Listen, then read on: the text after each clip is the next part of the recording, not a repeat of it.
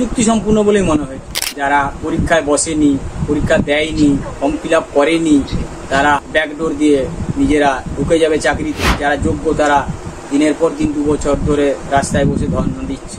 এই সরকারটাই তো, এই সরকারের লোকজনই তো টাকা নিয়ে, এদেরকে তো থাকতেই হবে শেষ দিন পর্যন্ত। আর আমার আপনার করের টাকায় অ্যাপিলে যাবে সুপ্রিম কোর্টে।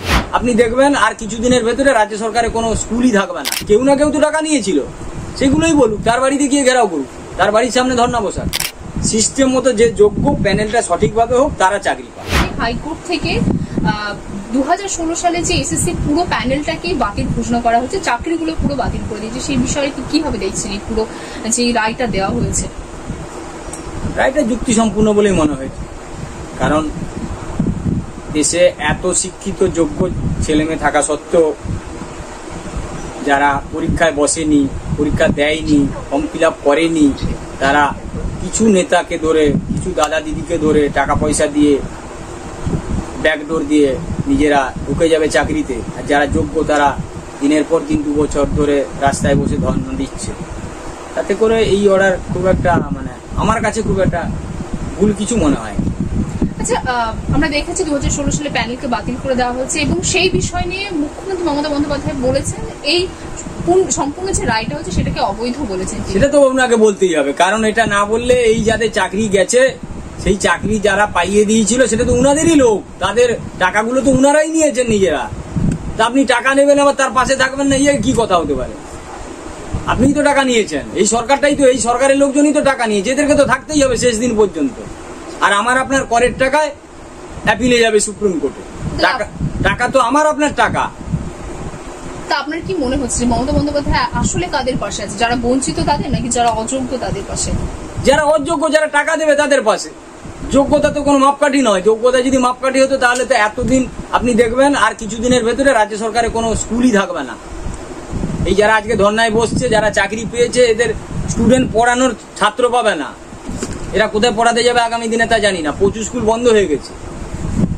আচ্ছা, ইতিমধ্যে আমরা জানি যে যারা বঞ্চিত চাকরি প্রার্থী তারা বহুদিন ধরে তাদের প্রাপ্ত চাকরির দাবিতে তারা ধর্নায় বসেছিল এবং এখন দেখা যাচ্ছে যারা চাকরি হারা হয়েছে এই হাইকোর্টের রায়ে, তারাও এখন ধর্নায় বসছে। তো তাদের সেই বিষয়ে কিভাবে দেখছে সেই বিষয়টা? দেখুন, প্রত্যেকের রুটি রুজির ব্যাপার আছে। এটা একদম ব্যক্তিগত রুটি রুজির জায়গা। যারা যেভাবেই হোক চাকরি পেয়েছিল তারা বাঁচার জন্য ধর্নায় বসবে। তাদের জায়গা থেকে, ব্যক্তিগত জায়গা থেকে মানুষের ধর্নায় বসার অধিকার তো আমি আপনি কেড়ে নিতে পারবো না। সেই জায়গা থেকে তারা তাদের ধর্নায় বসতে পারে, তারা আপনার নবান্ন ঘেরাও করতে পারে। এই সরকারকেই টাকা দিয়েছিল, কাদেরকে টাকা দিয়েছিল সেগুলোই তো ওরা বলছে না। কাদের দ্বারা হয়েছিল, কেউ না কেউ তো টাকা নিয়েছিল, সেগুলোই বলুক, তার বাড়িতে গিয়ে ঘেরাও করুক, তার বাড়ির সামনে ধর্না বসাক। আচ্ছা, এই বিষয়ে কিন্তু যারা বঞ্চিত চাকরি প্রার্থী, যারা এতদিন ধরে ধর্নায় বসে রয়েছে, তারা কিন্তু অতটাও খুশি তারা প্রকাশ করছে না। তারা বলছে যে চাকরি তো বাতিল ঘোষণা করা হলো, কিন্তু নিয়োগের ব্যাপারে তো কিছু করা হলো না। নিয়োগ নতুন প্যানেল করতে বলেছে, নতুন প্যানেল হবে।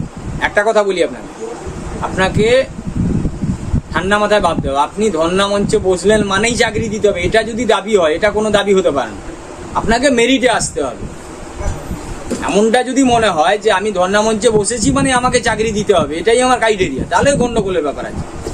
আমাদের কেউই আমরা এই দাবির পক্ষে নয় যে কেউ তৃণমূল করে বলে তাকে চাকরি দাও, কেউ তৃণমূলটা করে না বলে চাকরি দেওয়া যাবে না, কেউ ধর্না মঞ্চে বসেছে বলেই তাকে চাকরি দাও, এটা কিন্তু আমি তার পক্ষে নয়। আমার বক্তব্য হচ্ছে যে চাকরিটা সিস্টেম মতো যে যোগ্য প্যানেলটা সঠিকভাবে হোক তারা চাকরি পায়।